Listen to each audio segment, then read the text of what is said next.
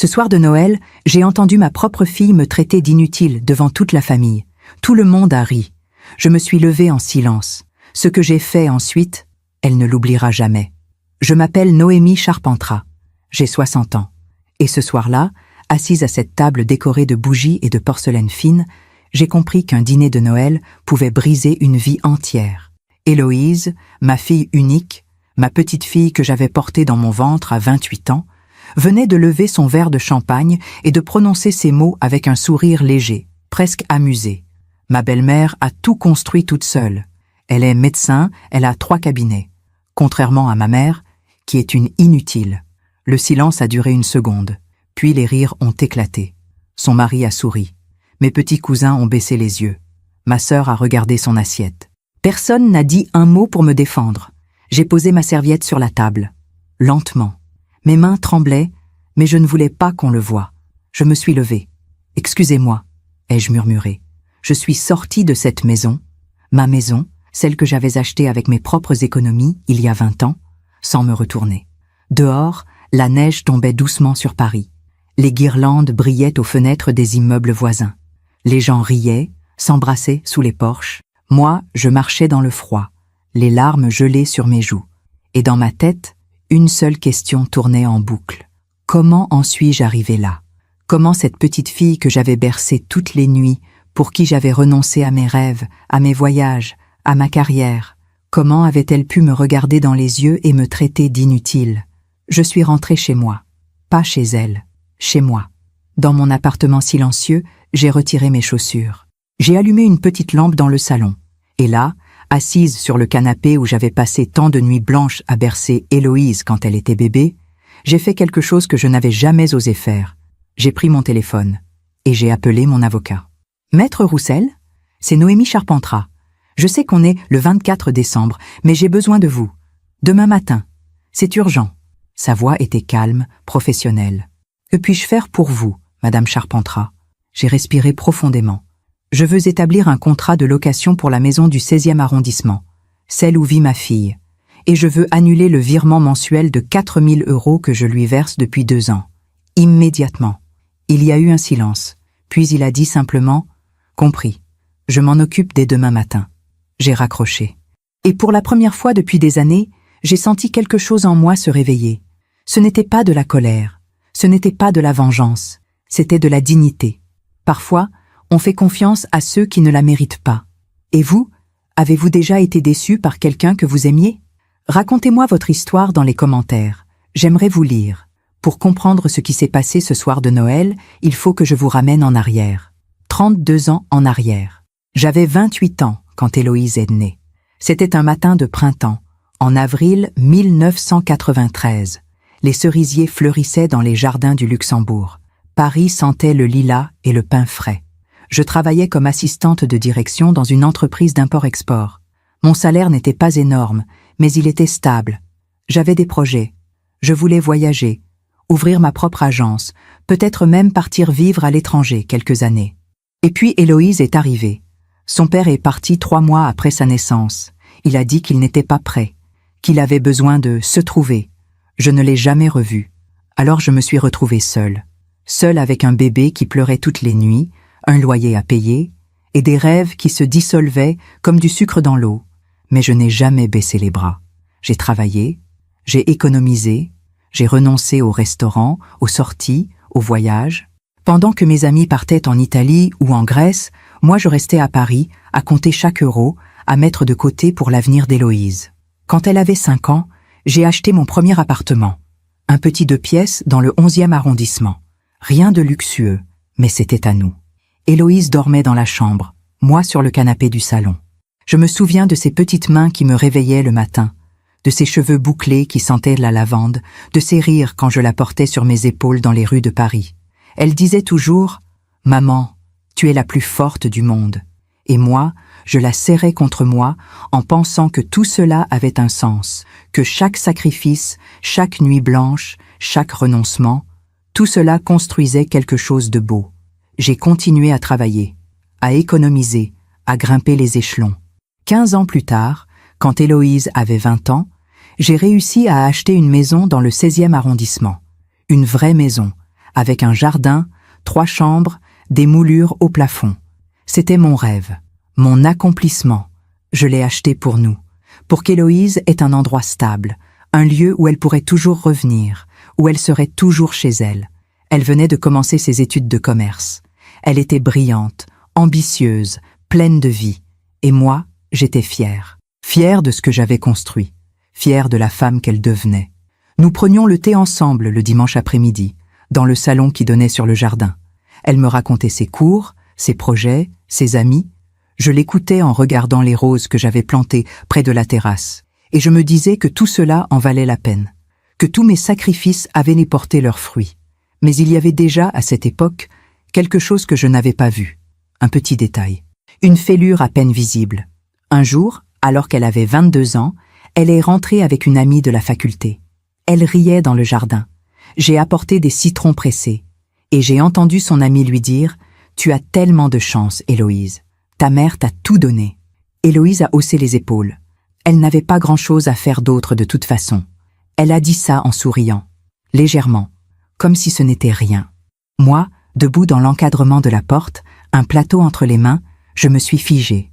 Mais je me suis dit que c'était l'âge, que les jeunes parlent sans réfléchir, que ça passerait. Alors j'ai souri, j'ai posé le plateau, et je n'ai rien dit. Pendant que je raconte tout cela, je me demande d'où vous m'écoutez. Écrivez le nom de votre ville en commentaire. Les années ont passé. Héloïse a terminé ses études de commerce à 24 ans. Elle a trouvé un poste dans une agence de marketing digital. Rien d'extraordinaire au début, mais elle était motivée, intelligente. Je continuais à travailler. J'étais devenue directrice administrative dans mon entreprise. Mon salaire me permettait de vivre confortablement, et je continuais à mettre de l'argent de côté. Pour elle. Toujours pour elle. Héloïse vivait encore à la maison. Elle disait qu'elle économisait pour s'installer plus tard, quand elle serait vraiment stable.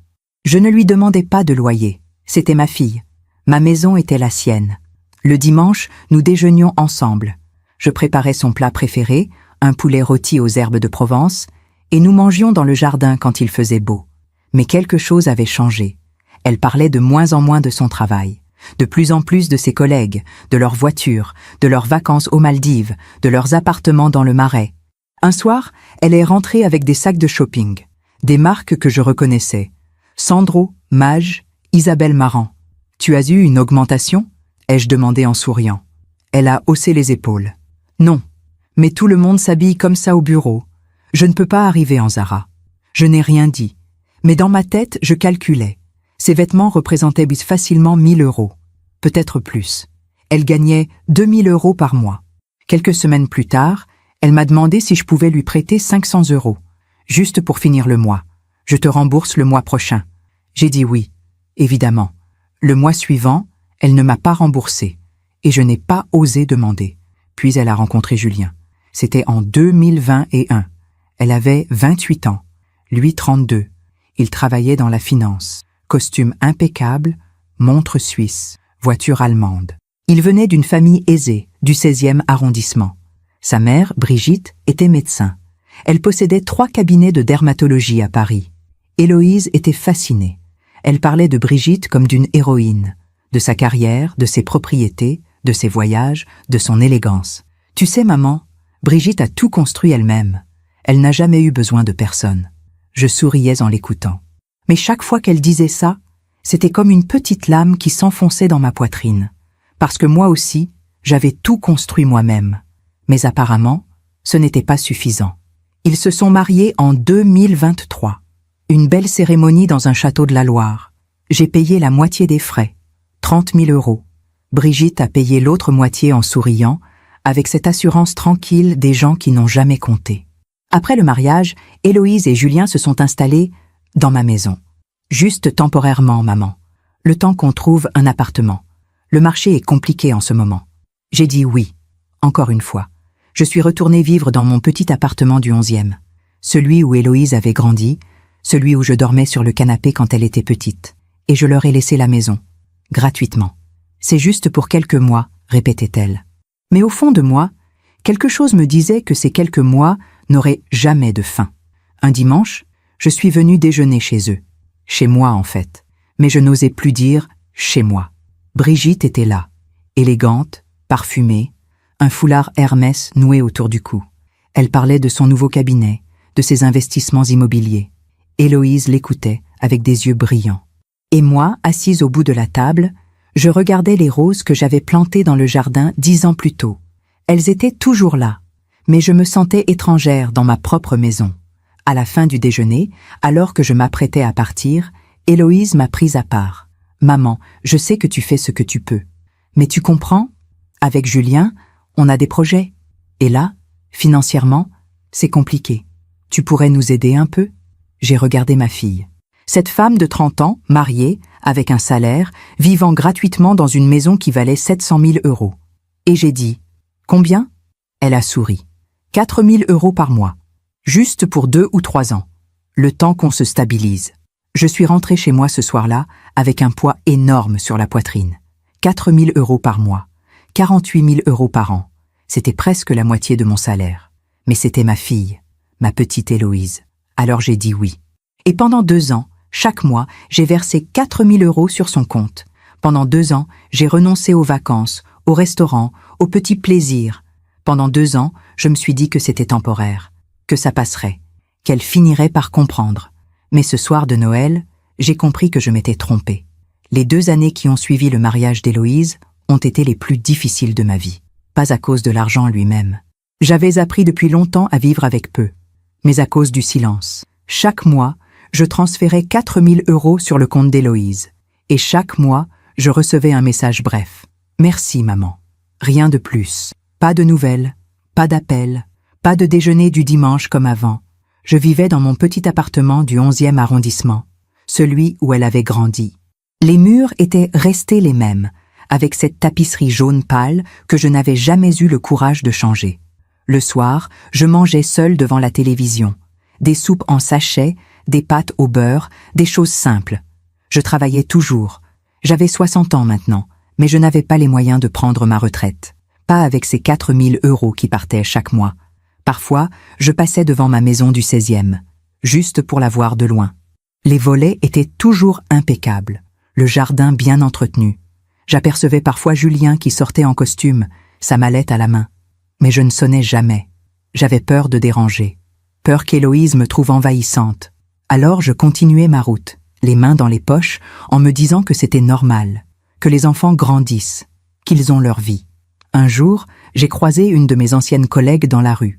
« Noémie, ça fait si longtemps, tu vas bien ?» J'ai souri. « Oui, très bien. Et ta fille, elle doit avoir quel âge maintenant ?»« 31 ans. Elle est mariée. »« Oh, comme c'est merveilleux. Et elle vit où ?» J'ai hésité. « Dans le 16e. »« Et toi, tu es toujours dans ton appartement du 11e ?» ?»« Oui. » Elle m'a regardé avec cette expression étrange, un mélange de pitié et de gêne. « Ah, je vois. » Elle ne m'a plus posé de questions. J'ai continué à travailler, à économiser ce qui me restait après le virement mensuel. 2 000 € pour vivre, pour tout. Le loyer, les courses, les factures, les transports. Je ne sortais plus. Je ne voyais plus personne. Ma vie s'était réduite à ça. Travailler, transférer l'argent, attendre. Attendre quoi? Je ne savais pas vraiment. Peut-être un appel, un message, une invitation à déjeuner. Quelque chose qui me dirait que j'existais encore pour elle. En novembre 2025, j'ai reçu un message d'Héloïse. « Maman, on organise le réveillon de Noël à la maison cette année. Toute la famille sera là. Tu viendras ?» Mon cœur s'est serré. Elle m'invitait, dans ma propre maison, comme si j'étais une invitée. Mais j'ai répondu « Avec plaisir, ma chérie. » J'ai acheté une robe neuve pour l'occasion. Rien de cher, mais quelque chose de joli, de digne. Je voulais être présentable. Je voulais qu'elle soit fière de moi. Le 24 décembre au soir, je suis arrivée avec un bouquet de roses blanches et une bouteille de champagne. J'ai sonné à la porte. Julien a ouvert. Costume sombre, sourire poli. « Bonsoir Noémie. » Entrez. À l'intérieur, la maison sentait le sapin et la cire de bougies. La table était dressée avec la porcelaine que j'avais achetée il y a 15 ans. Les verres en cristal que j'avais reçus en cadeau de ma mère. Tout était parfait. Héloïse est sortie de la cuisine, radieuse dans une robe noire. « Maman, tu es là !» Elle m'a embrassée rapidement, puis s'est retournée vers les invités. Il y avait Julien, bien sûr. Brigitte, sa mère, élégante comme toujours. Mon oncle Pierre et ma tante Sylvie. Mes petits cousins, Thomas et Léa. Tout le monde était là.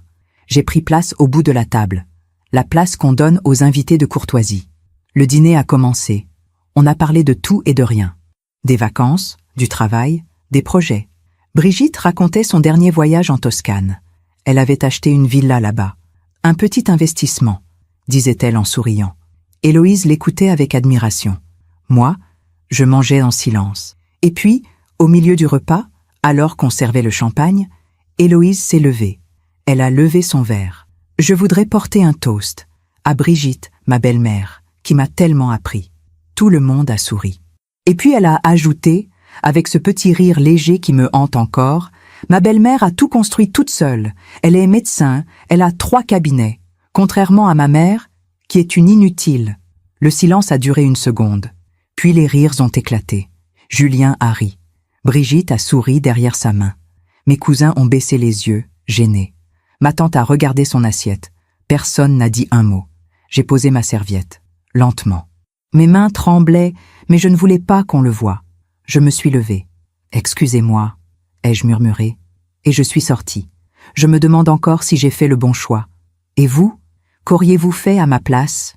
Je suis sortie de cette maison, ma maison, comme on sort d'un naufrage, les jambes tremblantes, le souffle court, le cœur serré dans un étau. Dehors, la neige tombait sur Paris. Les rues étaient désertes. Tout le monde était chez soi, au chaud, en famille. Moi, je marchais dans le froid, mes talons crissant sur le trottoir glacé. J'ai marché longtemps, sans destination, sans but. Je suis passée devant la boulangerie où j'achetais des croissants pour Héloïse quand elle était petite, devant l'école où je l'accompagnais tous les matins, sa petite main dans la mienne, devant le parc où nous nous asseyions sur un banc, où elle me racontait ses rêves en mangeant une glace à la fraise. Tous ces endroits étaient encore là, intacts. Témoin silencieux d'une époque où ma fille me regardait avec des yeux remplis d'amour. « Maman, tu es la plus forte du monde. » Quand avait-elle cessé de le penser? Je me suis arrêtée sous un réverbère. J'ai sorti mon téléphone de mon sac. Mes doigts étaient gelés. J'ai regardé mes messages. Le dernier qu'Héloïse m'avait envoyé datait de 3 semaines. « Merci maman. » 2 mots. Pour 4 000 €. J'ai remonté notre conversation. Des mois et des mois de « Merci maman ».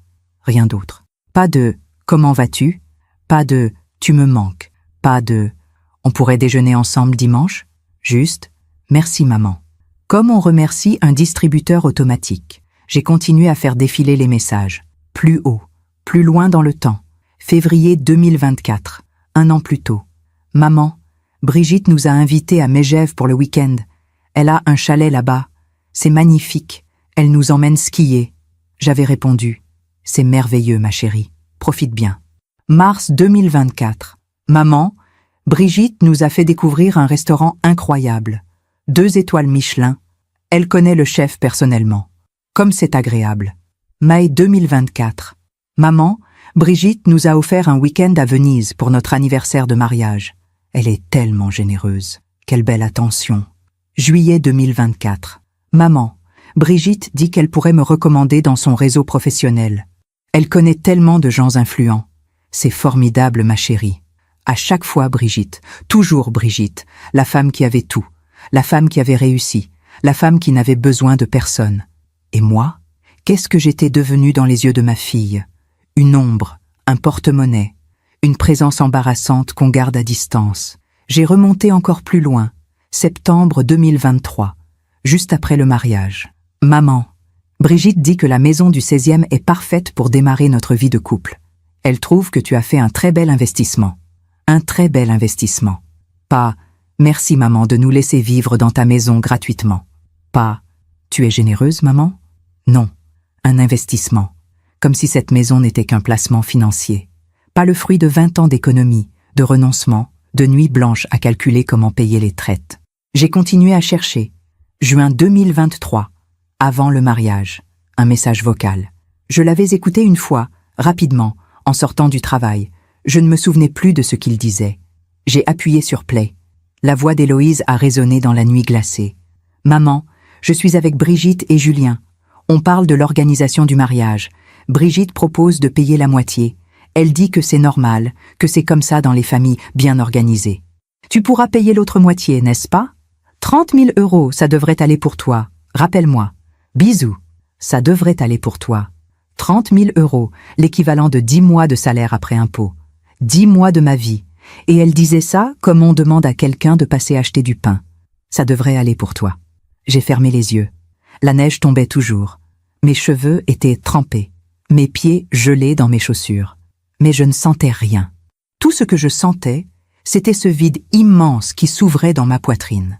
J'ai continué à chercher dans mes messages, comme si je cherchais une preuve, une trace, n'importe quoi qui me dirait que je m'étais trompée, que ma fille m'aimait encore. Avril 2023, 2 mois avant le mariage. Maman, Brigitte nous a offert nos alliances. Cartier, elle a tellement de goût.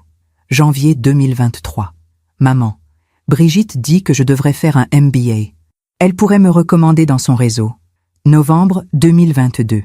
Maman, j'ai rencontré la mère de Julien. Elle est incroyable. Médecin, 3 cabinets, tellement accomplie.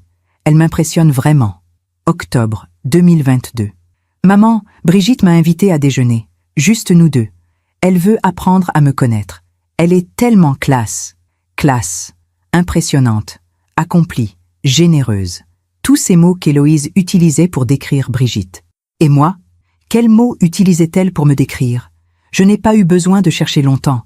J'ai trouvé un message qu'elle avait envoyé à une amie. Un message qu'elle m'avait transféré par erreur 3 mois plus tôt, avant de le supprimer immédiatement. Je l'avais lu, une seule fois, et j'avais fait semblant de ne pas l'avoir vu. Mais il était là, dans mes messages supprimés. Je l'ai rouvert. Franchement, je ne comprends pas pourquoi ma mère n'a jamais rien fait de sa vie. Elle avait les mêmes opportunités que tout le monde. Regarde Brigitte, médecin, indépendante, respectée. Ma mère, elle, assistante administrative, elle s'est contentée du minimum.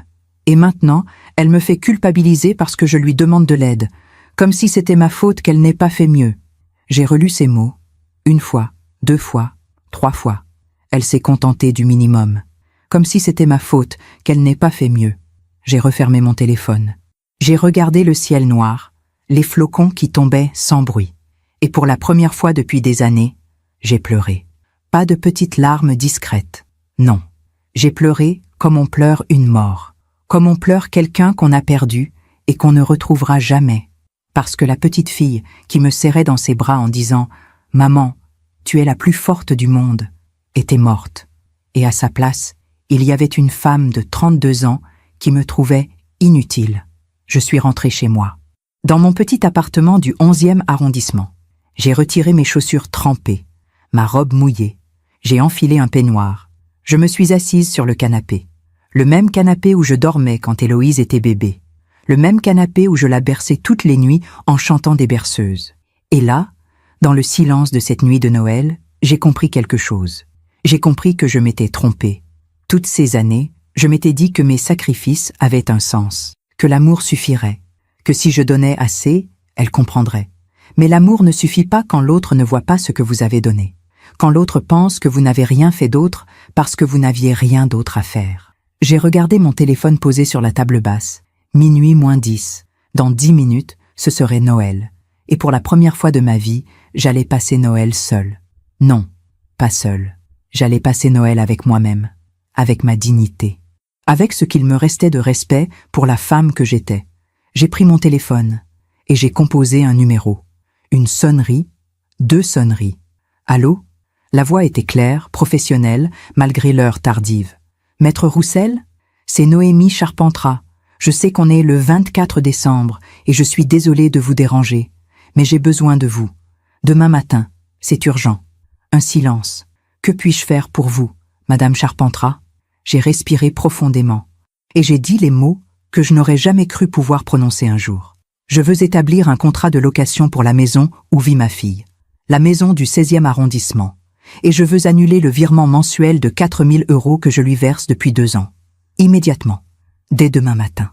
Un autre silence, plus long cette fois. Vous êtes sûre, Madame Charpentras? J'ai regardé mes mains. Ces mains qui avaient travaillé pendant 30 ans. Ces mains qui avaient hébercé Héloïse. Ces mains qui avaient tout donné. Oui, je suis sûre. Très bien. Et, autre chose? J'ai fermé les yeux. Oui, je veux retirer le nom de ma fille de mon testament. Le silence, cette fois, était absolu. Puis Maître Roussel a dit doucement. « Je comprends. Je m'occupe de tout dès demain matin, première heure. Les documents seront prêts avant midi. Merci. Madame Charpentras ? Oui ? Passez un bon Noël quand même. » J'ai souri. Un sourire triste, mais un sourire quand même. Je vais essayer. J'ai raccroché. Dehors, les cloches de l'église sonnaient minuit. C'était Noël. Et pour la première fois depuis 32 ans, je n'avais pas envoyé de message à ma fille pour lui souhaiter un joyeux Noël. Je me suis couché ce soir-là avec un poids en moins sur la poitrine. Ce n'était pas de la vengeance, ce n'était pas de la colère, c'était de la dignité. Et c'était suffisant. Je me suis réveillé le 25 décembre avec une clarté que je n'avais pas ressentie depuis des années. Pas de joie, pas de soulagement non plus. Juste une lucidité froide, comme si un voile s'était levé pendant la nuit. Il était 8 heures du matin. Le soleil d'hiver entrait par la fenêtre de mon petit appartement. Dehors, Paris était silencieux. Les rues vides. Tout le monde était encore au lit, endormi après le réveillon. Moi, j'étais réveillé. J'ai préparé un café. Un vrai café, avec la cafetière italienne que ma mère m'avait offerte il y a 30 ans. Celle que je n'utilisais presque plus parce que je manquais toujours de temps le matin. Mais ce matin, j'avais tout mon temps. Je me suis assise près de la fenêtre, avec ma tasse fumante. J'ai regardé les toits de Paris, les cheminées, les pigeons qui se posaient sur les rebords, et j'ai pensé à tout ce que j'avais fait. Pas seulement hier soir, mais depuis 32 ans. J'avais 28 ans quand Héloïse est née. J'étais jeune. J'avais des rêves. Je voulais voyager, créer ma propre entreprise, voir le monde. Et puis elle est arrivée, petite, fragile, avec ses yeux noirs qui me regardaient comme si j'étais tout son univers. Son père est parti. Et je suis restée. J'aurais pu la confier à ma mère. J'aurais pu partir quand même, poursuivre mes rêves. Mais je ne l'ai pas fait. J'ai choisi de rester. Pour elle. J'ai travaillé. J'ai gravi les échelons lentement, un à un. Pas parce que j'étais ambitieuse, pas parce que je voulais réussir, mais parce qu'il fallait payer le loyer, parce qu'il fallait acheter des chaussures pour l'école, parce qu'il fallait mettre de l'argent de côté pour son avenir.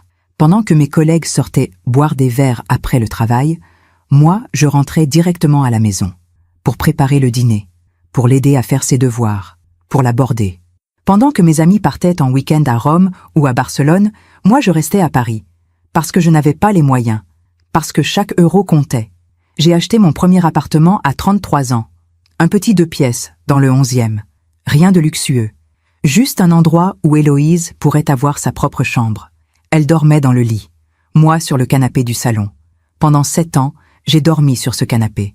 Et je ne me suis jamais plainte, pas une seule fois, parce que je voyais son sourire le matin, parce qu'elle courait vers moi en rentrant de l'école, parce qu'elle me serrait dans ses bras en disant « Je t'aime, maman ».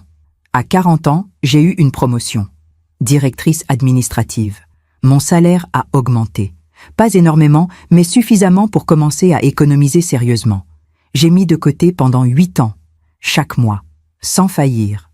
8 ans à renoncer au restaurant, aux vacances, aux petits plaisirs. Et à 48 ans, j'ai acheté la maison du 16e arrondissement. 700 000 €. C'était mon rêve, mon accomplissement, le fruit de 20 ans d'efforts. Quand j'ai signé chez le notaire, j'ai pleuré. Pas de tristesse, de fierté, parce que j'avais réussi, toute seule, sans l'aide de personne. Héloïse avait 20 ans à ce moment-là. Elle était à la faculté. Elle étudiait le commerce. Je lui ai dit ce jour-là, « Cette maison, ma chérie, c'est pour nous, pour toi. Tu auras toujours un endroit où revenir. Toujours. » Elle m'avait embrassée. « Merci, maman. » 2 mots, les mêmes qu'aujourd'hui. Mais à l'époque, je pensais qu'il voulait me dire quelque chose. J'ai continué à travailler, à économiser, à construire. Parce que c'est ce qu'on fait quand on est mère. On construit. Pour ses enfants, pour leur avenir. Et puis elle a rencontré Julien. Je me souviens du jour où elle me l'a présenté. C'était en juillet 2021. Nous étions dans un café près de l'Opéra. Il était beau, bien habillé, poli. Il travaillait dans la finance. « Maman, je te présente Julien. » Nous avons discuté. Il m'a parlé de son travail, de sa famille. Il semblait gentil, attentionné avec Héloïse. Je me suis dit que c'était bien, qu'elle avait trouvé quelqu'un de stable, de fiable. Quelques semaines plus tard, Héloïse m'a parlé de Brigitte. La mère de Julien est médecin. Elle a 3 cabinets de dermatologie. Elle est incroyable, maman. tellement accompli. J'ai souri. C'est merveilleux. Mais déjà, dans cette phrase, il y avait quelque chose, tellement accompli, comme si moi, je ne l'étais pas. Les mois ont passé, et les comparaisons ont commencé. Discrètes au début, presque innocentes. Brigitte nous a invités dans son chalet à Medjev. Brigitte connaît le chef d'un restaurant 2 étoiles. Brigitte a un réseau professionnel incroyable. À chaque fois, Brigitte. Et à chaque fois, je sentais que dans l'esprit d'Héloïse, je rétrécissais. Je devenais moins importante, moins intéressante, moins suffisante. Ils se sont mariés en 2023. Héloïse avait 30 ans. 30 000 €. La moitié du coût du mariage. J'ai payé sans hésiter. C'était ma fille, son grand jour. Brigitte a payé l'autre moitié avec cette aisance naturelle des gens qui n'ont jamais eu à compter. Au mariage, j'étais assise au fond de la salle, pas à la table d'honneur, pas près de ma fille. Brigitte, elle, était à côté d'Héloïse. Elles riaient ensemble, elles trinquaient, elles se photographiaient. Moi, je les regardais de loin, et je me suis dit que c'était normal, que la mère du marié avait aussi sa place, que je devais être heureuse pour ma fille. Mais au fond de moi, quelque chose se brisait. Après le mariage, Héloïse et Julien se sont installés dans ma maison. Juste temporairement, maman. Je suis retournée vivre dans mon appartement du 11e. Celui où j'avais dormi sur le canapé pendant 7 ans. Et j'ai continué à payer, pour tout, les 4 000 € par mois, la taxe foncière de la maison, les charges, l'assurance, pendant 2 ans. 2 ans où je me suis privée de tout. 2 ans où je n'ai pas pris de vacances, où je n'ai pas acheté de vêtements neufs, où je mangeais des pâtes et des soupes en sachet pour économiser, pendant que ma fille vivait dans ma maison de 700 000 €, gratuitement, pendant qu'elle recevait 4 000 € par mois, sans contrepartie, pendant qu'elle partait skier à Medjev avec Brigitte, qu'elle dînait dans des restaurants étoilés, qu'elle voyageait à Venise, et moi, qu'est-ce que je recevais? Merci maman. 2 mots par mois, 2 mots pour 4 000 €, pour une maison gratuite, pour 32 ans de sacrifice. Mon téléphone a sonné. 9 heures du matin. Maître Roussel. Madame Charpentras? Bonjour. Je vous appelle pour vous confirmer que tous les documents sont prêts. Le contrat de location pour la maison du 16e arrondissement, l'annulation des virements mensuels et la modification testamentaire. Déjà? Ai-je murmuré. J'ai travaillé ce matin. C'était important. Voulez-vous que je les dépose chez vous ou préférez-vous que je les remette directement à votre fille? J'ai réfléchi.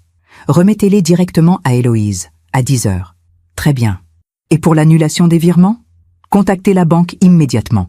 Je veux que le virement prévu pour le 1er janvier soit annulé. C'est noté. Madame Charpentras? Oui? Vous avez pris la bonne décision. J'ai fermé les yeux. Merci. J'ai raccroché. 10 heures. Dans 1 heure, Maître Roussel sonnerait à la porte de ma maison, celle où vivait Héloïse. Il lui remettrait le contrat de location. 1 800 € par mois. Le tarif du marché pour une maison de cette taille, dans le 16e. Il lui expliquerait que les virements mensuels de 4 000 € étaient annulés, et il lui dirait qu'elle n'était plus sur mon testament. J'ai imaginé son visage, sa surprise, sa colère peut-être, mais je n'ai ressenti aucune joie, aucune satisfaction. Juste une tristesse immense, parce que j'aurais tellement voulu que les choses soient différentes. J'aurais tellement voulu qu'elle me voie, qu'elle comprenne, qu'elle me dise un jour « Merci maman, merci pour tout ce que tu as fait. Je sais que ce n'était pas facile, je sais que tu as tout donné. » Mais elle ne l'a jamais dit. Et maintenant, il était trop tard. Mon téléphone a vibré. Un message d'Héloïse. « Joyeux Noël maman. » 3 mots cette fois. J'ai regardé ce message pendant longtemps. 3 mots. Envoyé par automatisme, par politesse, parce que c'est ce qu'on fait le jour de Noël. Pas par amour, pas par reconnaissance, juste par habitude. J'ai tapé une réponse. Joyeux Noël, Héloïse. Rien de plus, parce que tout le reste avait été dit hier soir, quand elle m'avait appelé inutile devant toute la famille, quand personne n'avait pris ma défense, quand j'avais compris que je n'étais plus qu'une ombre dans sa vie. J'ai posé mon téléphone, j'ai fini mon café en regardant Paris s'éveiller doucement, et j'ai attendu. 10 heures approchaient. Dans quelques minutes, tout allait changer. Pas pour moi, pour elle. Parce que parfois, c'est dans la perte qu'on comprend la valeur de ce qu'on avait. Et parfois, c'est trop tard. J'ai repensé à toutes ces années, à tous ces sacrifices, et j'ai compris quelque chose d'important. Je n'avais pas échoué en tant que mère. J'avais tout donné. J'avais fait de mon mieux. J'avais aimé de toutes mes forces. Mais on ne peut pas forcer quelqu'un à voir ce qu'il ne veut pas voir. On ne peut pas forcer quelqu'un à être reconnaissant. On ne peut pas forcer quelqu'un à vous aimer comme vous l'aimez. Tout ce qu'on peut faire, c'est se respecter soi-même. Et c'est exactement ce que j'étais en train de faire. 10 heures. À cet instant précis, Maître Roussel sonnait à la porte de ma maison. Héloïse ouvrait. Surprise, intriguée. « Madame Héloïse Moreau, je suis Maître Roussel, l'avocat de votre mère.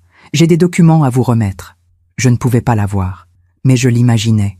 Son visage, ses yeux qui s'écarquillaient. « Des documents? Quel genre de documents? » Un contrat de location pour cette propriété et une notification concernant l'annulation des virements mensuels ainsi qu'une modification testamentaire.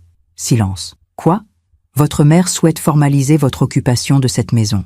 Le loyer sera de 1 800 € par mois, payable le 1er de chaque mois. Premier versement, le 1er février 2026. De plus, les virements de 4 000 € sont annulés avec effet immédiat. Et enfin, votre nom a été retiré du testament de Madame Charpentras. J'imaginais le silence, la stupéfaction, l'incompréhension. Mais pourquoi? Je ne peux pas répondre à cette question, madame. Je ne suis que le messager. Les documents sont là. Vous avez 30 jours pour signer le contrat de location ou libérer les lieux. Bonne journée. Mon téléphone a sonné. 10h05. Héloïse. J'ai regardé l'écran. Son nom clignotait. J'ai laissé sonner. 1 fois, 2 fois, 3 fois. Puis le silence. Un message est arrivé. Maman, rappelle-moi, c'est urgent. Puis un autre. Maman, qu'est-ce qui se passe? Puis un autre. Un avocat vient de me remettre des papiers, je ne comprends rien. Puis un autre. Maman, réponds. J'ai posé mon téléphone face contre la table. Et je suis allée prendre une douche. Parce qu'aujourd'hui, pour la première fois depuis 32 ans, j'allais penser à moi. Pas à elle. À moi. Je suis sortie de la douche avec une sensation étrange. Pas de soulagement. Pas de joie. Juste une paix froide. Comme si quelque chose en moi s'était finalement mis en place après des années de déséquilibre. Mon téléphone vibrait toujours sur la table. Message après message. Appel après appel. Je l'ai ignoré. J'ai enfilé des vêtements confortables. Un pantalon en laine, un pull gris. Rien d'élégant. Juste des vêtements pour être chez soi, avec soi-même. J'ai préparé un autre café. J'ai sorti un livre que je n'avais pas ouvert depuis des mois. Un roman de Modiano que ma sœur m'avait offert pour mon anniversaire. Je me suis installée près de la fenêtre. Et j'ai lu. Dehors, Paris vivait son jour de Noël. Les familles se promenaient dans les rues. Les enfants couraient avec leurs nouveaux jouets. Les vitrines brillaient de 1000 feux. Moi, j'étais chez moi. Dans mon petit appartement. Seul. Mais pas vide. Mon téléphone a sonné encore. 11 heures. Héloïse. J'ai décroché cette fois. Pas par faiblesse, mais parce qu'il fallait que ce soit dit, une fois, clairement. Allô? Sa voix était paniquée, tremblante. Maman, enfin? Pourquoi tu ne répondais pas? Qu'est-ce qui se passe? Un avocat vient de débarquer ici avec des papiers disant que je dois payer un loyer pour cette maison, et que tu annules les virements, et que je ne suis plus sur ton testament. C'est une blague? C'est quoi ce délire? J'ai respiré calmement. Ce n'est pas une blague, Héloïse. Silence. Quoi? Mais pourquoi? Qu'est-ce que j'ai fait? Qu'est-ce qu'elle avait fait? Cette question aurait pu me faire rire si elle n'était pas si tragique. Tu ne sais vraiment pas? Ai-je demandé doucement. Non, je ne comprends rien. Maman, qu'est-ce qui te prend? Tu es en colère à cause d'hier soir? C'était juste une blague. Je ne pensais pas ce que j'ai dit. Une blague. Voilà comment elle appelait ça. Une blague, ai-je répété lentement. Appeler ta mère une inutile devant toute la famille, c'était une blague? Mais, maman, je ne voulais pas te blesser. C'était juste. Tu sais comment je suis quand je bois un peu de champagne. Je dis n'importe quoi. Tout le monde le sait. Tout le monde a ri, Héloïse. Personne ne m'a défendu. Pas même toi. Mais c'est parce que personne n'a pensé que tu le prendrais mal. C'était juste une phrase comme ça. Juste une phrase. Comme si les mots ne comptaient pas. Comme si on pouvait dire n'importe quoi sans conséquence. Héloïse, ai-je dit calmement. Est-ce que tu sais combien je t'ai versé ces 2 dernières années? Quoi? Oui, 4 000 € par mois, mais 4 000 € par mois pendant 24 mois. Cela fait 96 000 €. Presque 100 000 €. Silence. Et pendant ces 2 années, est-ce que tu sais combien de fois tu m'as invité à dîner? Combien de fois tu m'as appelé juste pour prendre de mes nouvelles? Combien de fois tu m'as dit merci autrement que par message? Maman, 0, Héloïse, 0 fois. Mais j'étais occupée, avec le travail, le mariage, l'installation. Tu n'étais pas trop occupée pour aller skier à Megève avec Brigitte? Tu n'étais pas trop occupée pour dîner dans des restaurants étoilés? Tu n'étais pas trop occupée pour partir à Venise? Elle ne répondait plus. Tu sais ce que j'ai fait pendant ces 2 années, moi? Ai-je continué, ma voix toujours calme mais ferme. Je me suis privée de tout. J'ai mangé des pâtes et des soupes. Je n'ai pas pris de vacances. Je n'ai rien acheté pour moi. Parce que chaque euro comptait. Parce que je te versais 4 000 € par mois. Maman, je ne savais pas. Si, tu savais. Tu as toujours su. Un sanglot étouffé au bout du fil. Maman, s'il te plaît, je suis désolée, je ne voulais pas. Je vais faire attention maintenant, je te le promets. Ne fais pas ça. S'il te plaît. Faire attention à quoi, Héloïse? À ne plus m'appeler inutile devant tout le monde? Je suis désolée. Je suis vraiment désolée. Tu es désolée parce que je t'ai coupé les vivres, pas parce que tu m'as blessée. Non, ce n'est pas vrai. Si, c'est vrai. Et tu le sais. Silence. Puis sa voix, plus dure cette fois. Donc tu fais quoi maintenant? Tu me punis? C'est ça? Tu joues à la mère blessée? Quelque chose s'est refermé dans ma poitrine. Je ne te punis pas, Héloïse. Je me respecte. Nuance. Mais cette maison, c'est ma maison. Tu me l'avais donnée? Non, je t'avais dit que tu aurais toujours un endroit où revenir. Pas que je te donnais la maison. Cette maison est à moi. Je l'ai achetée avec mes économies, avec 20 ans de sacrifice.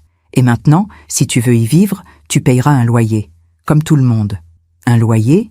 1 800 €? Comment veux-tu qu'on paye ça en plus du reste? Julien travaille dans la finance. Toi, tu as un salaire. Vous pouvez payer. Mais on a des projets, on veut acheter notre propre appartement. Comment on va faire si on doit payer un loyer?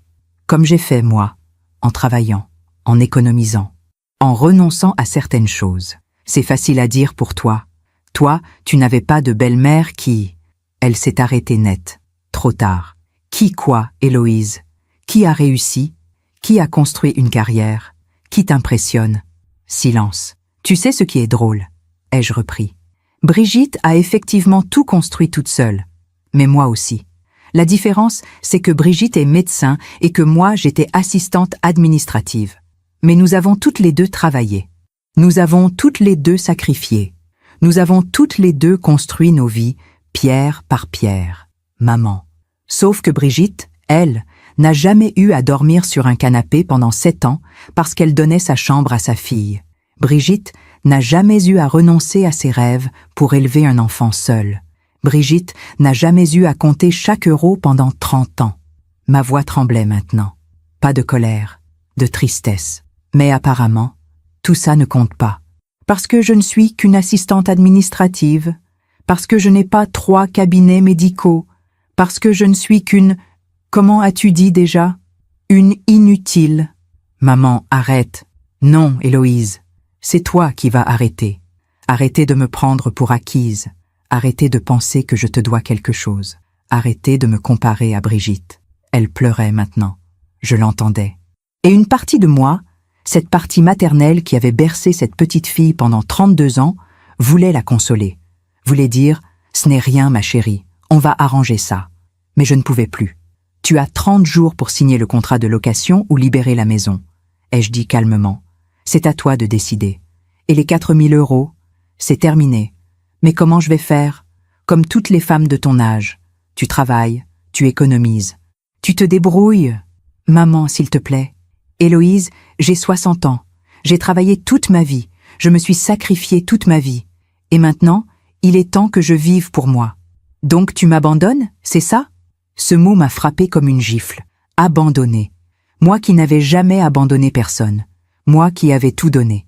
Je ne t'abandonne pas. Je te laisse voler de tes propres ailes. Comme tu aurais dû le faire depuis longtemps. Tu es injuste? Non, Héloïse. Je suis enfin juste. Avec moi-même. J'ai entendu Julien en arrière-plan. Sa voix inquiète. Héloïse? Qu'est-ce qui se passe? Puis sa voix à elle, étouffée. Probablement parce qu'elle avait mis sa main sur le téléphone. Ma mère, elle, je n'ai pas attendu la suite. Au revoir, Héloïse. Maman, attends. J'ai raccroché. Mon téléphone a immédiatement vibré. Encore un appel. Je l'ai éteint. Complètement. Je me suis levée. Je suis allée à la fenêtre. Dehors, une mère promenait son bébé dans une poussette. Le petit agitait ses mains potelées vers les guirlandes lumineuses. J'ai repensé à Héloïse bébé, à ses petites mains qui attrapaient mes doigts, à ses rires quand je la faisais sauter sur mes genoux. Où était passée cette petite fille? Quand avait-elle disparu pour laisser place à cette femme qui me trouvait inutile? Je ne savais pas. Peut-être qu'elle n'avait jamais existé vraiment. Peut-être que c'était moi qui avais projeté sur elle un amour qu'elle n'avait jamais ressenti de la même façon. Peut-être que l'amour maternel n'est pas toujours réciproque, et peut-être que c'était correct, que c'était la vie. Mais cela ne voulait pas dire que je devais continuer à me sacrifier pour quelqu'un qui ne me voyait pas. L'après-midi a passé lentement. J'ai lu. J'ai préparé un déjeuner simple. Une salade, du pain, du fromage. J'ai mangé tranquillement, sans télévision, sans bruit. Juste le silence de mon appartement. Le silence de ma vie. Et étrangement, ce silence ne m'effrayait plus. À 16 heures, on a sonné à ma porte. Je me suis figée. Héloïse? J'ai regardé par l'œilleton. C'était elle, les yeux rouges, le mascara qui avait coulé, les cheveux défaits. Elle a sonné encore, puis frappé. « Maman, je sais que tu es là. Ouvre, s'il te plaît. » J'ai posé ma main sur la porte. De l'autre côté, ma fille, ma petite fille. Mais je n'ai pas ouvert. « Maman, s'il te plaît, on doit parler. » Sa voix était brisée, désespérée. « Je suis désolée, je suis tellement désolée. S'il te plaît, ouvre. » J'ai fermé les yeux, et je suis retournée m'asseoir dans le salon. Les coups ont continué, pendant 5 minutes, 10 minutes, puis ils se sont arrêtés. J'ai entendu sa voix, plus faible, comme si elle parlait à travers la porte. « Maman, je t'aime. Je sais que j'ai été horrible. Je sais que je ne t'ai pas traité comme tu le méritais. Mais s'il te plaît, ne me fais pas ça. J'aurais pu ouvrir, j'aurais pu la prendre dans mes bras, j'aurais pu tout pardonner. Mais si je le faisais, rien ne changerait. Elle dirait qu'elle était désolée. Pendant quelques semaines, elle ferait des efforts. Elle m'appellerait. Elle m'inviterait à dîner. Et puis, lentement, tout redeviendrait comme avant. Parce que les gens ne changent pas vraiment. Pas profondément. Pas à moins d'y être obligés. Alors je suis restée assise, immobile. Et j'ai écouté ses pas s'éloigner dans le couloir. La porte de l'immeuble s'est refermée. Silence. Je me suis approchée de la fenêtre. Je l'ai vue sortir. Elle marchait lentement, la tête baissée, les épaules voûtées. Elle est montée dans sa voiture. Une belle voiture. Une BMW que Julien avait achetée l'année dernière. Elle est restée assise là, immobile, pendant longtemps. Puis elle a démarré. Et elle est partie. Je suis restée à la fenêtre longtemps après que sa voiture ait disparu. Le soleil commençait à se coucher sur Paris. Le ciel prenait des teintes orangées et roses. C'était beau. Et j'ai réalisé que je n'avais pas pris le temps de regarder un coucher de soleil depuis des années. J'étais toujours trop occupée, trop préoccupée, trop inquiète pour l'avenir, pour l'argent, pour Héloïse. Mais maintenant, j'avais le temps de respirer, le temps de vivre, le temps d'être moi. Ce soir-là, je me suis couchée tôt, pas par tristesse, par épuisement émotionnel. Mais pour la première fois depuis longtemps, je me suis endormie sans ce poids sur la poitrine, sans cette inquiétude permanente, sans cette peur de ne pas en faire assez. Parce que maintenant, j'en avais fait assez. J'avais tout donné, pendant 32 ans. Et maintenant, c'était terminé. Les jours qui ont suivi Noël ont été étranges. Pas tristes, pas joyeux non plus. Juste différents. Pour la première fois depuis des années, je me réveillais sans ce nœud dans l'estomac. Sans cette liste mentale de choses à faire pour Héloïse, à payer pour Héloïse, à organiser pour Héloïse. Je me réveillais pour moi. Le 26 décembre, j'ai rallumé mon téléphone. 43 messages, 27 appels manqués, tous d'Héloïse. Je les ai parcourus rapidement. « Maman, s'il te plaît, réponds. On peut pas parler? Je suis désolée, maman. Rappelle-moi. Maman, c'est important. La banque a appelé, ils disent que le virement de janvier est annulé. Maman, qu'est-ce qu'on va faire? Julien est furieux. S'il te plaît, ne fais pas ça. Maman, réponds. » Les messages devenaient de plus en plus désespérés au fil des heures. Le dernier, envoyé à 3 heures du matin le 26 décembre, disait simplement « Je ne te reconnais plus. » J'ai posé mon téléphone. Elle ne me reconnaissait plus. Comme si j'avais changé, comme si j'étais devenue quelqu'un d'autre. Mais non, j'étais la même personne. J'avais toujours été là, disponible, aimante, généreuse. C'était elle qui ne m'avait jamais vraiment vue. J'ai décidé de ne pas répondre. Pas encore, parce que les mots ne servaient à rien maintenant. Tout avait été dit. Maintenant, il fallait laisser le temps faire son œuvre. Les jours ont passé. Fin décembre, début janvier. Je suis retournée travailler le 2 janvier 2026. Mon entreprise reprenait après les fêtes. Mes collègues m'ont accueilli avec leurs sourires habituels. Bonne fête, Noémie. Bon réveillon? Tu as passé Noël en famille? J'ai souri. Oui, c'était instructif. Ils ont ri, pensant que je plaisantais. Je ne les ai pas détrompés. À la pause café, ma collègue Christine s'est assise à côté de moi. Ça va? Tu as l'air différente. Différente comment? Je ne sais pas. Plus légère, plus présente. J'ai souri. Peut-être que je le suis. Elle m'a regardé avec curiosité mais n'a pas insisté. Le 5 janvier, j'ai reçu un appel de Maître Roussel. Madame Charpentras, je voulais vous informer que votre fille n'a toujours pas signé le contrat de location. Je sais. Elle a jusqu'au 24 janvier. Après cette date, si elle n'a pas signé, nous procéderons à une mise en demeure formelle. Très bien. Êtes-vous certaine de vouloir continuer dans cette voie? J'ai réfléchi. Oui, je suis certaine. Entendu, je vous tiens informé. Le soir même, Héloïse a rappelé. Cette fois, j'ai décroché. Allô? Sa voix était différente. Plus froide, plus dure. Maman. Enfin. Bonsoir, Héloïse. Ne fais pas comme si tout était normal. Tu sais très bien ce qui se passe. La banque a confirmé l'annulation des virements.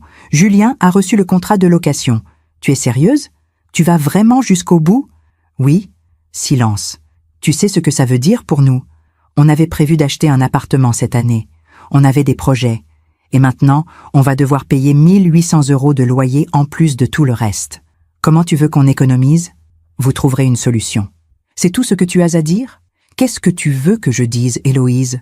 Que je suis désolée? Je ne le suis pas. Tu ne regrettes même pas? Regretter quoi? De me respecter, enfin? De nous abandonner. Ce mot encore. Je ne vous abandonne pas. Je vous laisse vivre votre vie. Comme des adultes. On est des adultes. Alors comportez-vous comme tels. Payez votre loyer. Gérez votre budget. Comme tout le monde. Mais cette maison, c'était censé être pour moi un jour. Rien n'est censé être pour toi, Héloïse. Rien ne t'est dû. C'est dégueulasse. Non, c'est la vie. Elle a raccroché. Je suis restée assise avec mon téléphone à la main, regardant l'écran noir. Et j'ai réalisé quelque chose. Je n'avais pas pleuré. Je n'avais pas tremblé. Je n'avais pas eu envie de revenir en arrière. J'étais en paix avec ma décision. Les jours ont continué à défiler. Janvier s'installait. Froid, gris, pluvieux. Mais moi, je me sentais étrangement bien. J'ai commencé à faire des choses que je n'avais pas faites depuis des années. Le 8 janvier, je suis allée au cinéma. Seule. Voir un film français que je voulais voir depuis des mois. Le 10 janvier, je me suis inscrite à un cours de yoga dans mon quartier. Quelque chose que j'avais toujours voulu faire, mais pour lequel je n'avais jamais eu le temps. Ou l'argent. Le 12 janvier, j'ai acheté un livre dans une librairie du Marais. Pas un livre pratique. Pas un livre pour améliorer ma vie. Juste un roman. Pour le plaisir. Le 15 janvier, je suis allée déjeuner avec Christine, ma collègue. Nous avons mangé dans un petit restaurant près du bureau. Rien d'extraordinaire. Juste un déjeuner entre collègues. Mais pour moi, c'était immense. Parce que depuis des années, je refusais ces invitations. Pour économiser. Pour mettre de l'argent de côté pour Héloïse. Tu as vraiment l'air différente, m'a dit Christine en sirotant son café. Plus détendue. Qu'est-ce qui s'est passé? J'ai hésité. Puis j'ai décidé de dire la vérité. Ou du moins, une partie. J'ai arrêté de me sacrifier pour quelqu'un qui ne le voyait pas. Elle m'a regardé avec des yeux ronds. Ta fille? J'ai hoché la tête. Je ne savais pas que... Enfin, je savais que tu l'aidais financièrement. Mais 4 000 € par mois. Pendant 2 ans. Plus une maison gratuite. 4 000 €? Noémie? Je sais. Et elle ne te remerciait pas? Si, par message. Christine a secoué la tête, incrédule. Et tu as arrêté? Oui. Comment elle a réagi? Mal.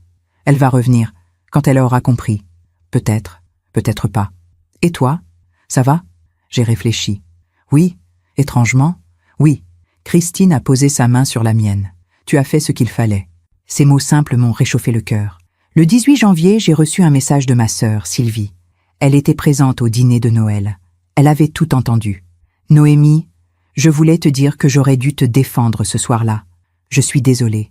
Ce qu'Héloïse a dit était horrible et j'aurais dû parler. » J'ai répondu « Merci Sylvie, c'est gentil de me le dire. Comment tu vas ? » « Bien, vraiment bien. » Héloïse m'a appelée. Elle pleure. Elle dit que tu l'as abandonnée. Je ne l'ai pas abandonnée. Je lui ai juste retiré mes ailes. Elle dit qu'elle ne peut pas payer le loyer que tu demandes. Elle peut. Elle choisit de ne pas le faire. Elle dit que Julien est furieux, qu'il ne comprend pas pourquoi tu fais ça. Julien n'a pas à comprendre. Ce n'est pas son problème. Tu es dur. Non, je suis juste. Ma sœur n'a pas répondu tout de suite. Puis, tu as raison. J'aurais fait pareil à ta place. Ces mots m'ont surprise et réconfortée. Le 20 janvier, 4 jours avant la date limite pour signer le contrat, j'ai reçu un appel de Julien. C'était la première fois qu'il m'appelait directement. « Noémie ? C'est Julien. Bonsoir, Julien.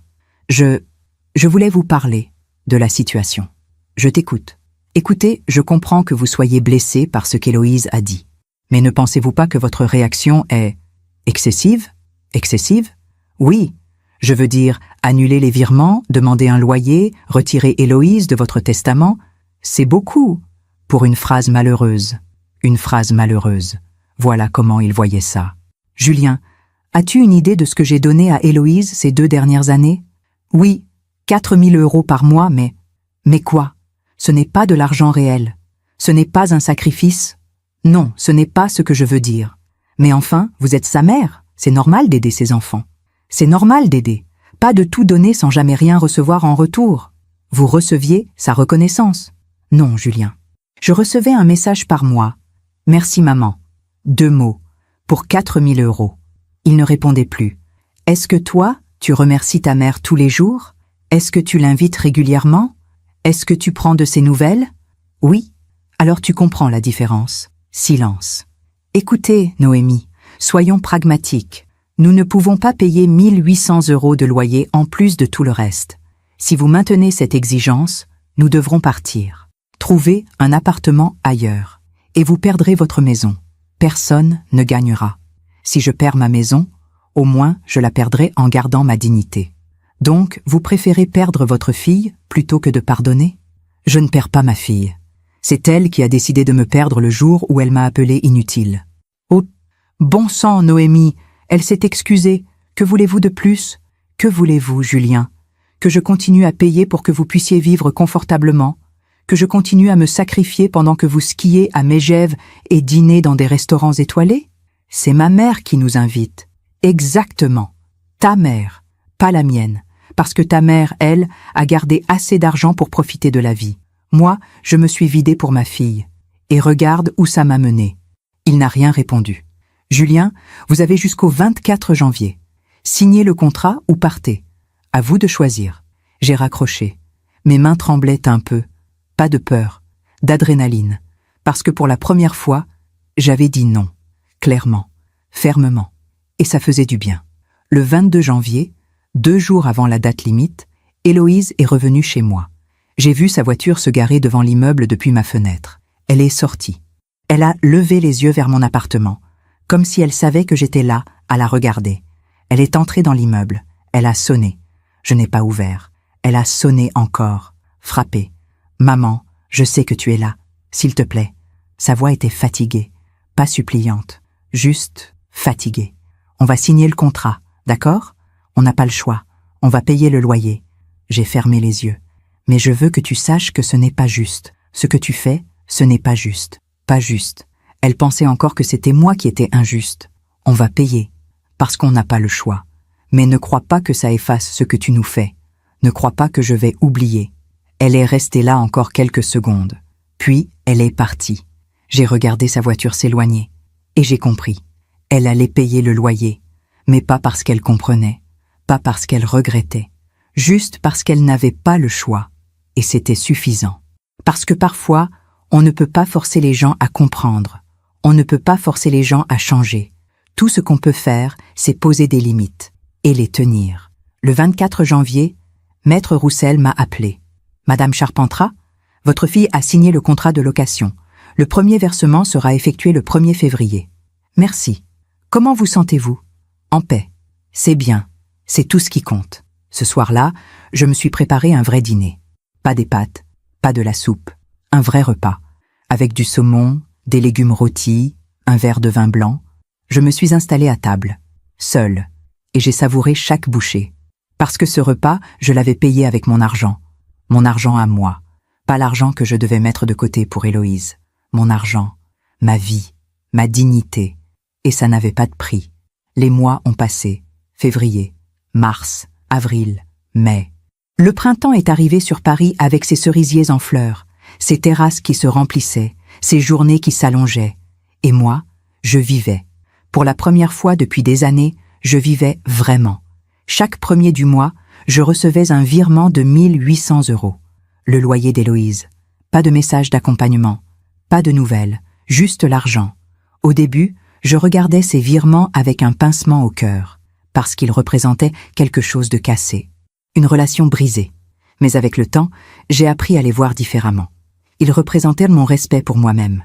Ma dignité retrouvée. Le 15 février, j'ai utilisé cet argent pour m'offrir un week-end en Normandie. Toute seule. J'ai marché sur les plages du débarquement, j'ai visité le Mont Saint-Michel, j'ai dormi dans un petit hôtel avec vue sur la mer, et j'ai respiré, profondément, librement. En mars, j'ai commencé à suivre des cours de peinture aquarelle. Quelque chose que j'avais toujours voulu faire, mais que je n'avais jamais osé. Pourquoi dépenser de l'argent pour ça? Me disais-je toujours.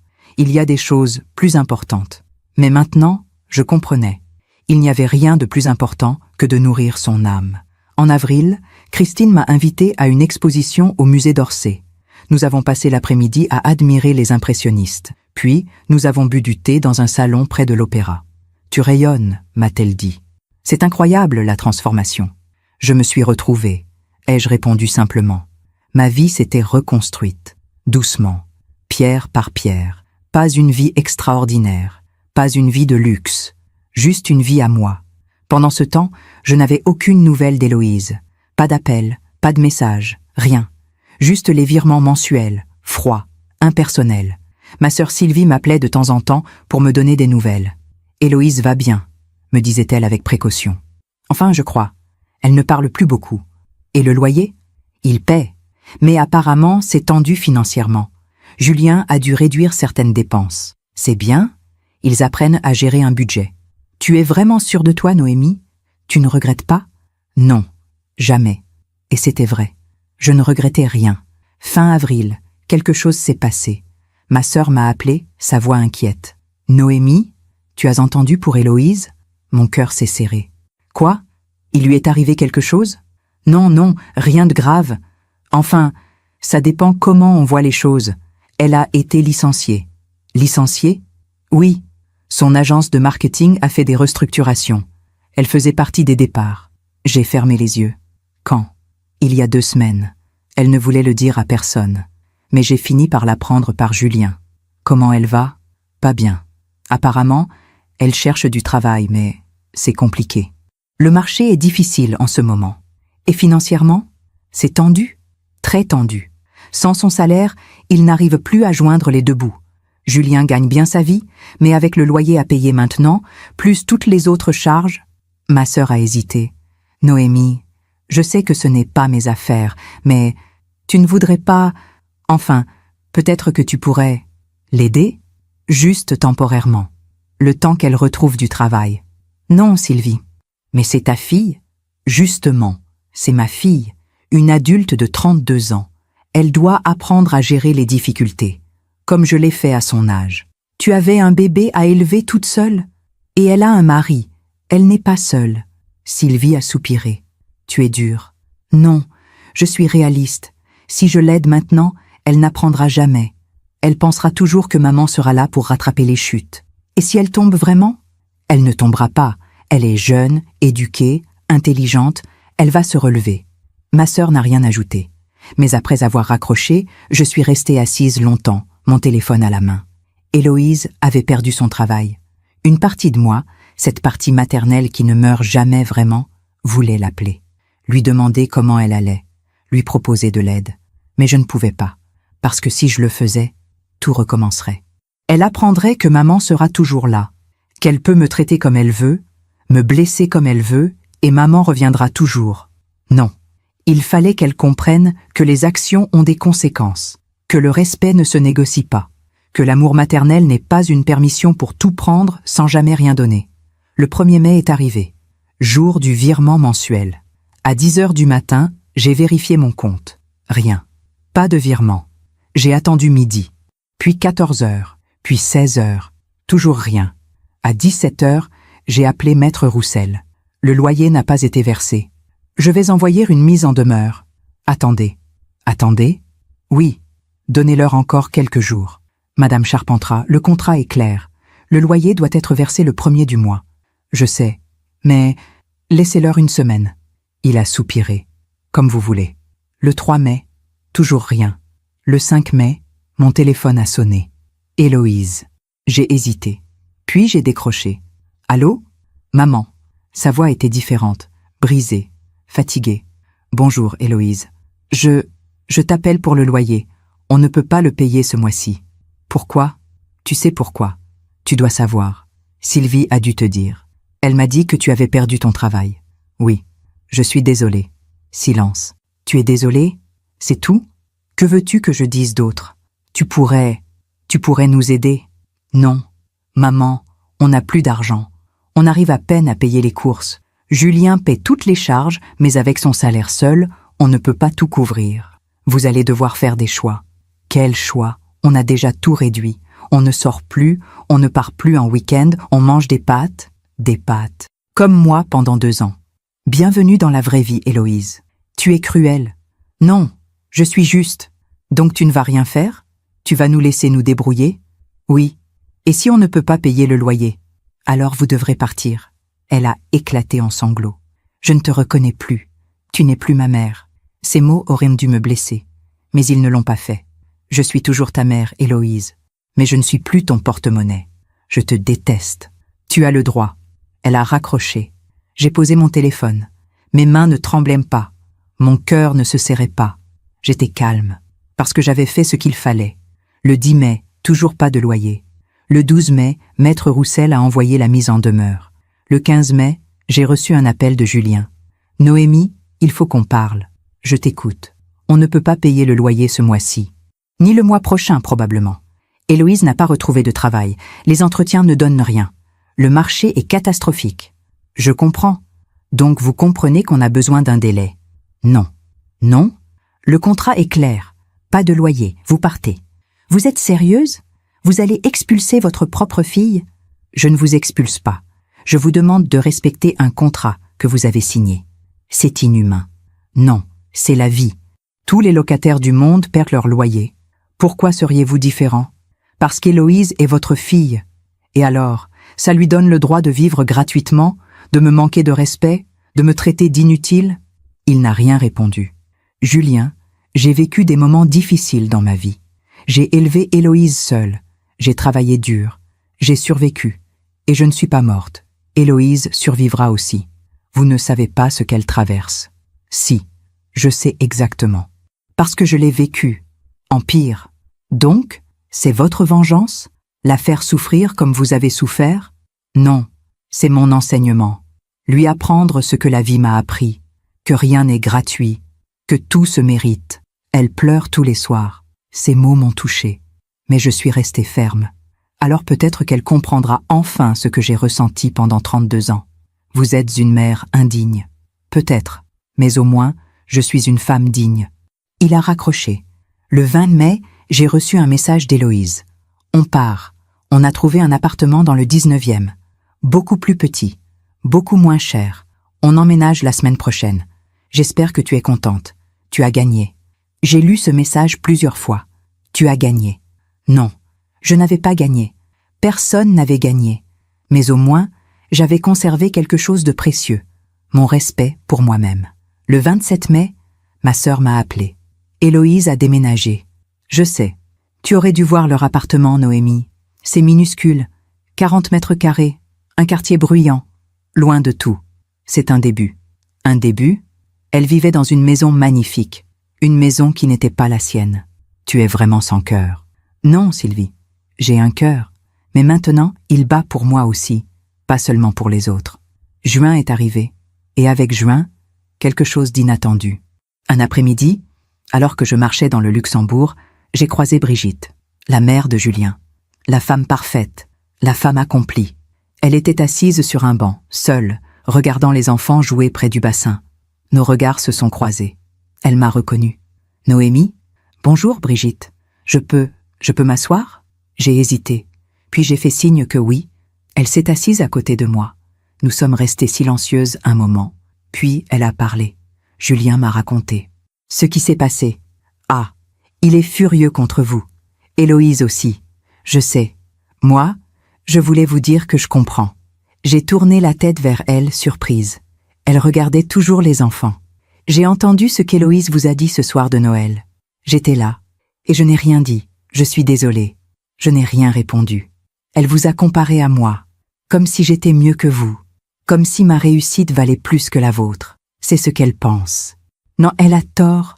J'ai regardé Brigitte. Vraiment regardé pour la première fois. Elle était élégante, comme toujours, mais il y avait quelque chose dans ses yeux. Une tristesse, une solitude. Vous savez, a-t-elle continué, j'ai 3 cabinets, une belle maison, de l'argent, du succès. Mais vous savez ce que je n'ai pas ? J'ai attendu. Du temps, des souvenirs, une vraie relation avec mon fils. Elle a souri tristement. J'ai travaillé tellement dur pour construire ma carrière que j'ai raté son enfance. Je n'étais jamais là. C'était toujours les nounous, les grands-parents, les internats. Julien a l'air de bien aller. En apparence, oui, mais il est froid, distant. Nous nous voyons 3 fois par an. À Noël, à son anniversaire, au mien. C'est tout. Elle m'a regardé. Vous avez donné votre temps, votre présence, votre vie. C'est infiniment plus précieux que ce que j'ai donné. Héloïse ne le voit pas ainsi, parce qu'elle est aveuglée par l'apparence, par l'argent, par le statut. Mais un jour, elle comprendra. Peut-être, peut-être pas. Elle comprendra. Brigitte a posé sa main sur la mienne, parce que la vie finit toujours par nous apprendre ce qui compte vraiment. Nous sommes restées assises là encore quelques minutes, en silence, puis elle s'est levée. Prenez soin de vous, Noémie. Vous avez fait ce qu'il fallait. Elle est partie. Et je suis restée là, sur ce banc, regardant les enfants jouer.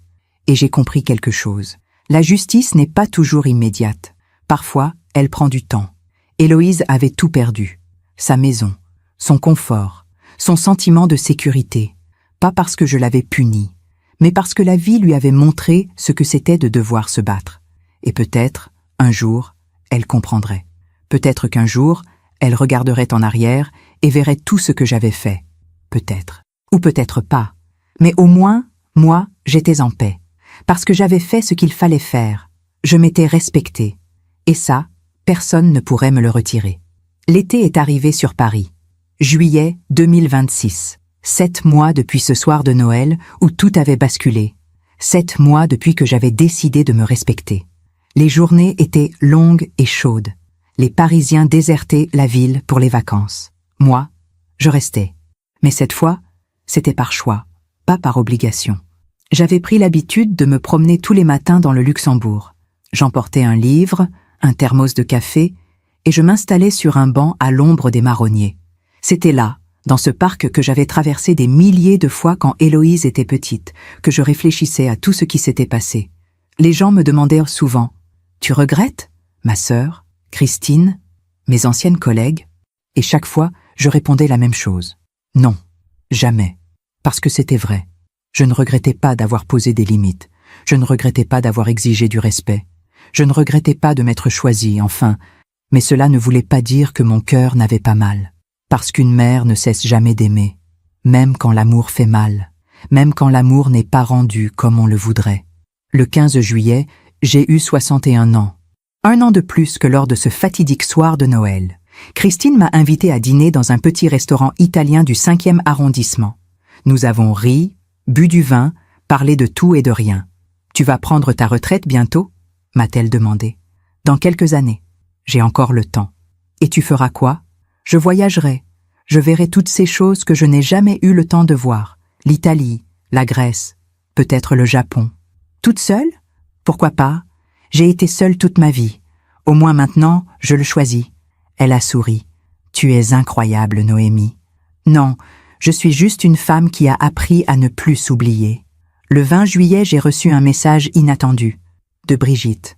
Bonjour Noémie. J'espère que vous allez bien. J'organise un déjeuner le 28 juillet chez moi. J'aimerais beaucoup que vous veniez. Juste nous deux. Pas de famille. Pas de complications. Juste deux femmes qui ont beaucoup construit. Dites-moi si vous êtes disponible. J'ai lu ce message plusieurs fois. Pourquoi Brigitte voulait-elle me voir? Après notre conversation au Luxembourg, nous ne nous étions plus revus. Juste quelques messages polis de temps en temps. Mais un déjeuner? Chez elle? J'ai hésité. Puis j'ai répondu « Avec plaisir. Merci pour l'invitation ». Le 28 juillet, je me suis rendue chez Brigitte. Elle vivait dans un hôtel particulier du 7e arrondissement. Une adresse prestigieuse, un jardin privé, tout ce qui symbolise la réussite parisienne. Elle m'a accueillie avec un sourire chaleureux. « Noémie, entrez, je suis si contente que vous ayez accepté. » Nous nous sommes installés dans son jardin, sous une tonnelle couverte de glycine. Une table était dressée avec des assiettes en porcelaine, des verres en cristal. Tout était élégant, parfait. Exactement comme Héloïse l'avait toujours décrit. « C'est magnifique », ai-je dit sincèrement. « Merci, mais vous savez, une belle maison ne remplit pas les silences. Nous avons déjeuné. Des salades composées, du saumon fumé, des fruits frais.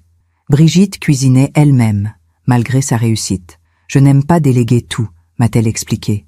Cuisiner me rappelle que je suis humaine. Pas juste un titre, un cabinet, une image.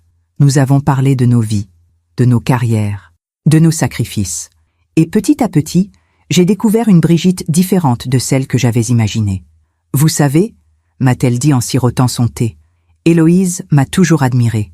Julien me l'a dit. Elle me voyait comme un modèle de réussite. C'est ce qu'elle disait toujours. Mais elle ne voyait que l'extérieur. La carrière, l'argent, le statut. Brigitte a posé sa tasse. Elle ne voyait pas les nuits blanches, les choix déchirants. Les anniversaires de Julien que j'ai manqués parce que j'avais une urgence. Les récitals où je n'étais pas là. Les vacances qu'il passait chez ses grands-parents parce que je travaillais. Elle a regardé son jardin parfait. Elle ne voyait pas la solitude.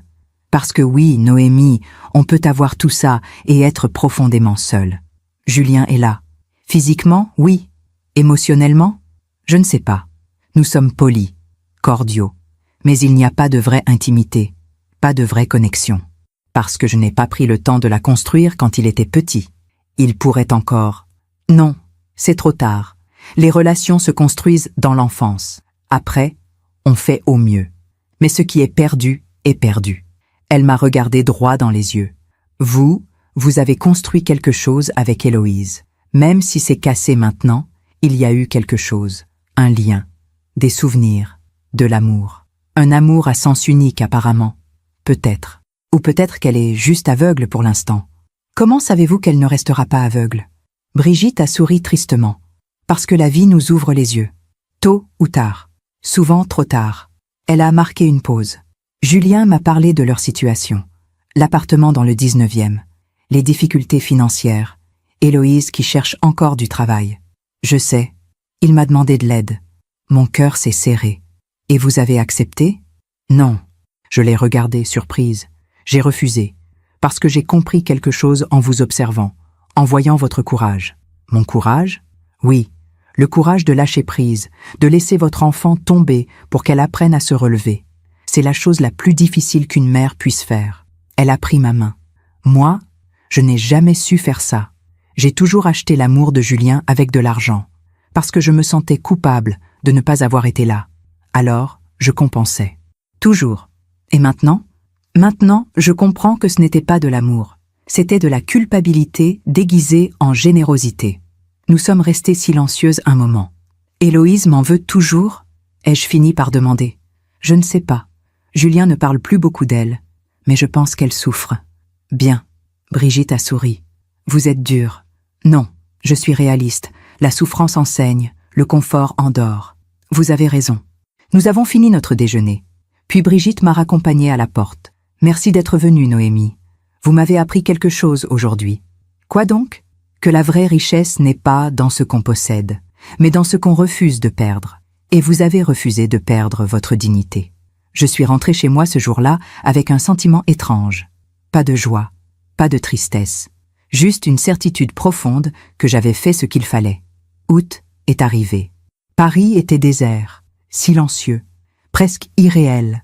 J'en ai profité pour marcher dans des quartiers que je n'avais jamais pris le temps d'explorer. Belleville, Butte aux Cailles, canal de l'Ours-Quai. Un après-midi, alors que je marchais le long du canal Saint-Martin, je me suis arrêté devant une librairie. Dans la vitrine, un livre, un titre qui m'a interpellé, L'art de lâcher prise. Quand aimer, c'est libérer. Je suis entré, j'ai acheté le livre. Et ce soir-là, assise dans mon appartement, je l'ai lu d'une traite. Il parlait de ces relations toxiques où l'amour devient prison, de ces parents qui donnent tout jusqu'à s'oublier, de ces enfants qui prennent sans voir. Et il disait quelque chose qui m'a bouleversée. Lâcher prise ne signifie pas ne plus aimer. Cela signifie aimer différemment, aimer de loin, aimer avec des limites, aimer tout en se respectant. C'était exactement ce que j'avais fait. Je n'avais pas cessé d'aimer Héloïse. Je l'aimerais toujours. Elle était ma fille, mon sang, ma chair, mais je ne pouvais plus l'aimer au détriment de moi-même. Le 20 août, tard dans la soirée, mon téléphone a sonné. Un numéro inconnu. J'ai décroché. Allô? Madame Charpentras? Une voix de femme. Jeune, professionnelle. Oui, c'est moi. Je m'appelle Sophie Martel.